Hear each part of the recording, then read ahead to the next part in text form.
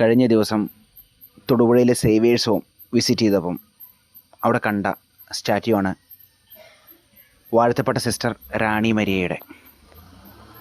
Sister ഭാരത സഭയിലെ ഏറ്റവും വലിയൊരു രക്തസാക്ഷിയാണ്. 1995 സിസ്റ്റർ രക്തസാക്ഷിത്വം വരിച്ചത്. സിസ്റ്റർ ഇൻഡോറിലെ പാവങ്ങൾക്ക് വേണ്ടി ജീവിക്കുകയായിരുന്നു. പാവങ്ങൾക്ക് വേണ്ടി മരിക്കണമെന്ന് സിസ്റ്റർ എപ്പോഴും പറയുമായിരുന്നു. എനിക്ക് ജീവിതം ക്രിസ്തു, മരണം നേട്ടവുമാണെന്ന് വിശുദ്ധ പൗലോസ്ലീഹ പറഞ്ഞ പോലെ സിസ്റ്റർ ജീവിച്ചതും മരിച്ചതുമെല്ലാം പാവങ്ങൾക്ക് വേണ്ടിയായിരുന്നു, സുവിശേഷത്തിന് വേണ്ടിയായിരുന്നു. 40ഓളം കുത്തുകളേറ്റ് വാങ്ങിയാണ് സിസ്റ്റർ രക്തസാക്ഷിത്വം വരിച്ചത്. സിസ്റ്റർ മരിക്കുന്ന ദിവസം പതിവ് പോലെ ബൈബിൾ തുറന്നു കഴിഞ്ഞപ്പോൾ സിസ്റ്ററിന് കിട്ടിയ വചനമാണ്: ഭയപ്പെടേണ്ട, നിൻ്റെ പേര് എൻ്റെ ഉള്ളം കയ്യിൽ ഞാൻ രേഖപ്പെടുത്തിയിരിക്കുന്നു.